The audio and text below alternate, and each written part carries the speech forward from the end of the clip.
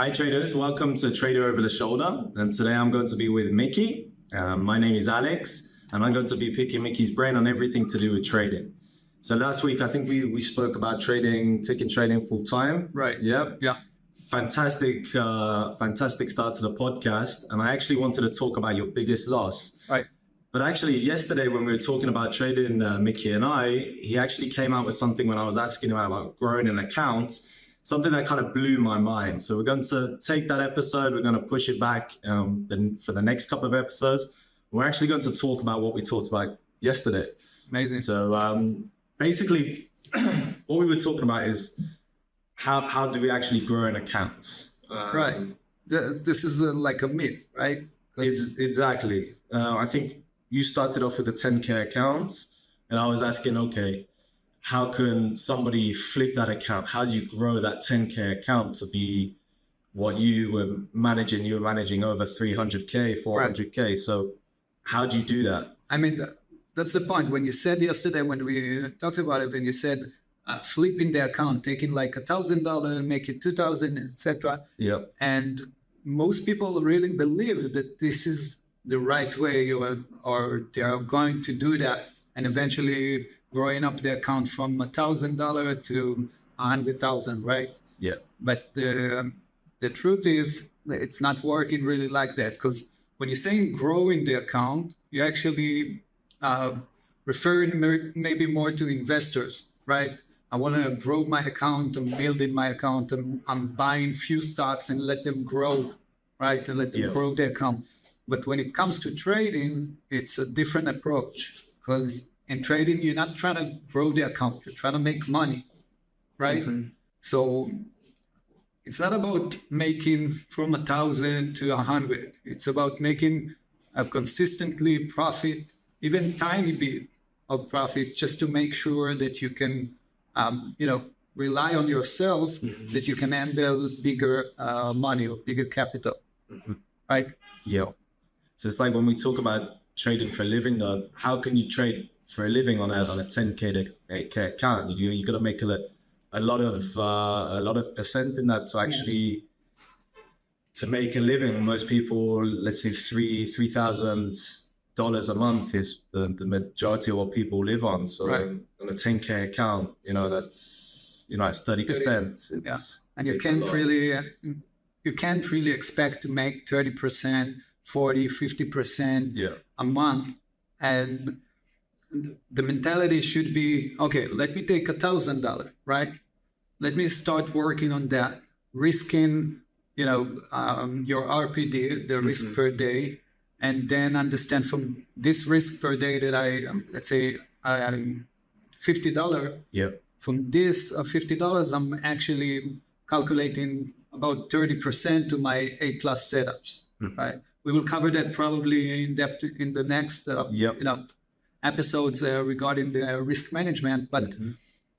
you don't want to flip your account. You want to build it $5 at a time, $10 at a time, 20, etc. Mm-hmm. And from that point, when you made from 1,000, let's say 500 total, then you can say, okay, I got 6 months of consistently profitable months, mm-hmm. right? I know what I'm doing. I have stats that will back me out. Mm-hmm. Now all I got to do is go and bring more money in, mm-hmm. and not trying really flipping, because it doesn't really work like this. So we've been kind of sold to, I think every new trader been sold to how to flip account in 30 days or right. how to flip $1,000 into 10K. And I think even myself, that was the kind of mentality when I was talking to you yesterday. It was like, okay, I've got my portfolio, how am I going to flip this into something that I can actually live from? Exactly. But you say you get the stats. As soon as you've proved to yourself that you can stay disciplined and you can get returns on the money, right. Then it's all about finding where you can get. Yeah, I mean, money is everywhere, right? You can go to your parents, you can go to your grants, you can take from the saving account, you can work hard for, 6 months and save some money, whatever. Take other people's money. There are tons of people with money that wants to, to manage their portfolio. So as soon as you will show them that you can be profitable with $1,000 account, they will say, okay, take 10,000. And when you're done with that, take 15, etc. So most people that actually blow in their accounts trying to flip their accounts, right? Because you're taking more risk on each trade. Now, if you're taking more risk and you're not really, you know what you're doing, because you don't have stats and you just started trading, but your mentality is, let me flip it, then obviously you will blow up your account pretty easily. Tend to just trade your P&L, you know, sometimes you're in profit, then you're in loss, sometimes you're in profit, loss. Yeah, I can see that. And for you specifically, how did you go about managing such a big amount of money as a day trader? So you started off with your 10K account. Once you had your stats, then what did you do? Well, I started growing up from that stat, started, perfecting the strategies. So I had a lot of times that I sat in front of the computer. So I knew I started to recognize some patterns, stuff that I didn't learn, but just from the experience. Then, building up the strategies that I can work with, understanding more of the market movement, what time is the right way to be more aggressive, and what time sometimes that you need to sit on your hands, stuff like that, building your confidence and the whole, let's say, the whole package of being a trader. Yes, sir. And from that point, after I graduated with the 10K, I got someone that gave me 30, and then from there 50, I reached 100. I took a few accounts together combined. I then opened, still have the F account in the Interactive Brokers is like a master account, and then you can place sub-masters. And from that point, just growing up, building up, people got to know me as a trader and said, That's what blew my mind yesterday. It's because, again, we sold all the time, sold that story of you got to flip your account to be able to do that. But when you told me that, I sat back and I was like, wow, that's just so obvious, It's so obvious just as soon as you got stats and you can make profits on a regular basis, and you take that to somebody that doesn't know how to do that and their money is just sitting around doing nothing, then that's how you build the account. You get a bigger account, you manage a bigger account, and you take your part profits and stuff like that. And this is the main difference between a trader and an investor. And when you want to make money for a living, when you want to make trading for a living, then let's say you have like $50,000 that you're running. You made, let's say, $5,000. One option is to take the all 5 to yourself, and then you start all over again from 50. And the other option, if you only need, let's say, like you said, $3,000, then you leave $2,000 in the account.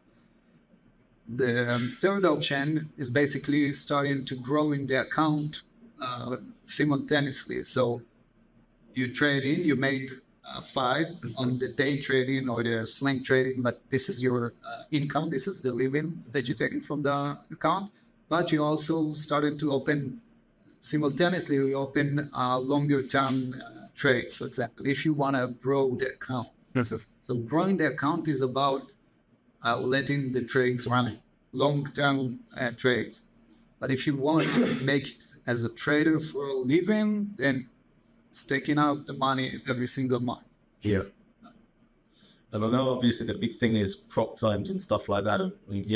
We're from the Fivers and obviously trade the pool as well. But before somebody takes that step and actually takes on one of a challenge from a prop firm, you suggest obviously having those stats before, or go straight into a challenge and try that? Because you only really need, like, let's say $300 and you get given an account, you do the challenge and you get given a bunch of money to do that. But do that before, or do that after you've done it on your own? Today, with the funding thing, just go with the funding.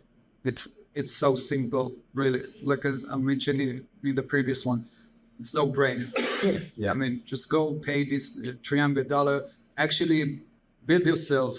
Understand how much money you're willing to invest in it. then let's say 10 times that. So $300, give yourself $3,000 or $1,000. So you will have more opportunities in case you fail. And then you learn, gather your stats, and from there you can get big, So how would you say to somebody, if they've got the mentality of they always want to put on bigger size because they want to get there faster, or they want to grow their account faster, because it's quite hard if you're telling somebody you've got $1,000 and you've made a good trade and all you're getting done is pay you made $10. Right. Now, if you do that on a 100K account, that's amazing profits. But on $1,000, it's like, what was the point? You get $10 on $1,000 account. Like, what was the point? So how do you get over that mindset of putting more risk onto a smaller account and growing it slowly through stats? So a few things. First, make sure you know what are your A setups, right? The A class setups. Because then you can, instead of risking $10, you will risk 15. And you will have just a little bit more money on your winning trade. Second, maybe you can take a $10 risk and you will find in your stats that you can actually take 3 times of your risk, right? So it will give you just a little bit more money at the end for P&L. The other things that you need to remember is that you're in a journey, right? So I know $10 making $10. It's it's gonna doesn't feel like anything. Yeah, I just said 2 hours and made $10. It's kind of shitty. But when you think it, when you realize that you're in a journey of, let's say, 6 months that you gave yourself, I will see it every day and I will make $10. But at the end of those 6 months, you could easily find an option to start trading and making 1,000 or 100. So just give yourself this enough space and understand this journey, a learning curve, right? So 6 months, definitely something that if you come with prepared to, it would be easier to say, it's $10, but what the heck, I'm doing it for the long term. What do you say to the trader that, let's say he's made his $10 or he's made a really good trade and he's feeling very confident, and then he goes and puts on another trade and then loses all of that and he's back to square one? That's kind of the thing that I feel like myself as well and a lot of other people have when they're overconfident and everything's going their way, then they end up losing everything they've gained very fast. So when you make your, let's say, your $10 or the amount you want to make in that day, do you recommend just to stop, or do you recommend keep? Like, what do you do for that? You can play both ways. Either one way, just stop. You reach that goal, that's fine, leave it that way. The other option is, if you continue to trade, just risk lower than that. If you're risking $10 a day, you reach the goal that you want to, now risk $5, $4, right? So that way you won't really go back all the way after you had a nice run and blow everything up. So no. Okay. So what would be to get somebody that got no statistics, nothing, they've got 10K, they want to start building up their account. How much would you say to risk on a trade, and how much profit percentage should they aim for at the start to build up all those stats? So some people would say, okay, 1%, 2%, which majority of people do, but this is also a myth, right? Because we're getting into a little bit of the risk management, but let's say, just to answer that, you got to understand first, okay, you got $10,000, right? Now, you got to understand what is how much you are risking for the full day, like the RPD, the risk per day, right? And then from that, just take between 20 to 30% to the one that you feel comfortable with, and a little bit less than that for fillers and B plus. Now, if you don't have those fillers and B plus and A plus, just start small. I mean, even if you have $10,000, you don't really need to risk $100 in a trade. You don't know what you're doing. Why would you spend $100 if you don't really know what you're doing? Yeah. So just to make money, but you won't make money because you don't know what you're doing. You don't have stats that will back you up. Yeah. See what I'm saying? Yeah. So start small, $10, $20, $30. Feel comfortable with. Also, one rule that you can play with is if I would lose 3 trades in a row, okay? So let's say I lost 100, and another 100. Yep. How would it make me feel? So do I feel okay? Do I start trading with revenge, or jumping out of the building? So try to find the spot that, the sweet spot that you're feeling okay with. So I've got my RPD, my risk per day. Let's say gonna risk the 1% of my account, which is the $100. Right. And then each trade that I put down, I'd risk 30% of that full risk. So that would be $30 per trade. A setups, I'll risk that $30. Right. B setups, $15, and Right. so on and so forth. Until when? When do I start then adding more size, and when do I start after, let's say I've got 100 trade stats, or I know we went through that the last podcast, but Yeah, I mean, first of all, run with 100 trades and get a feeling in stats. But other than that, between those 100 days, if you already know your A setups, your A plus setups, and you add a week, 2 weeks of a run, a good run, then you can increase the RPD with as much as 20%. So let's say instead of risking RPD risk per day of $100, you risk 20. Exactly. And 30% of this 120. and would you do the same for a loss? Say you're on a losing streak, you'd lower risk per day? The same as we have in the TTP plan. So it's the risk down. So when the trader, all of us had bad consecutive days, right? Trades, days, months sometimes.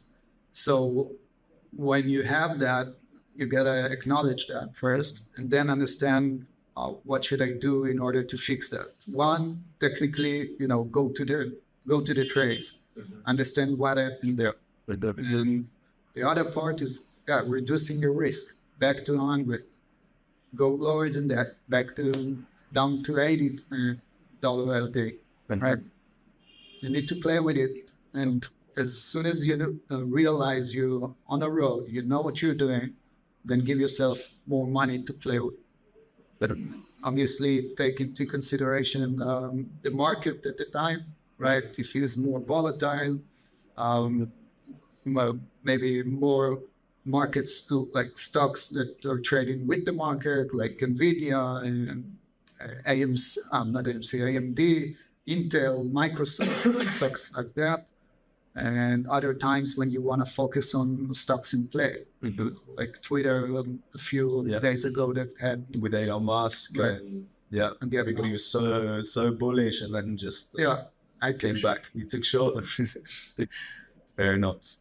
That's why having a journal is one of the most important things. I know everybody here, the chat, they say you need a journal, always taking your feelings and everything into account. And you think that's, again, you think that's the most important thing? It's the key, but it's not just about feeling the row of I entered here, got out there, right? At the end, the main juice, the juice of that journal will be how to play with the numbers there to understand which one is the right one for you. So, for example, I know that my best trades are when the SPY, the SPY, the ETF for the S&P 500 is on an outside range. Okay, and I know that the stocks that I'm making more money of, it also have outside range. When you say outside range, it's just when it's trending? Trending on a daily chart with an outside range. So gapping up, gapping down, moving from that sideways before that. And I know that the volume that I need when I'm making most money is when stock with a volume of more than 10 million shares. and the range of the move is between $1 to $5.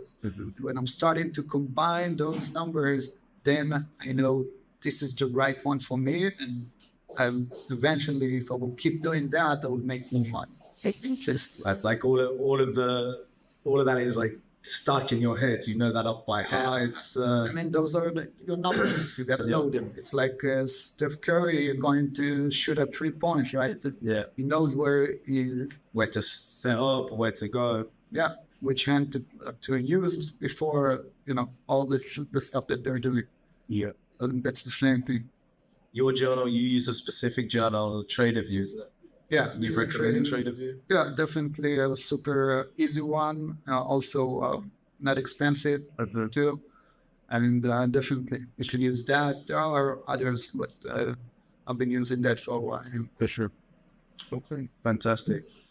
So, guys, that's really what we wanted to talk about today. I know there's a lot of episodes we want to do. I think the risk management's a really interesting one. We'll do that either next, or I do want to talk about your biggest loss. That is an incredible story. So we'll either do the biggest loss next, or we'll talk about the risk management, because that is really important to me, and I know a lot of other traders. But make sure you're subscribed to the podcast and keep up to date with everything going on, and we'll see you soon. All right? Yeah. Take care, guys. Take care, guys.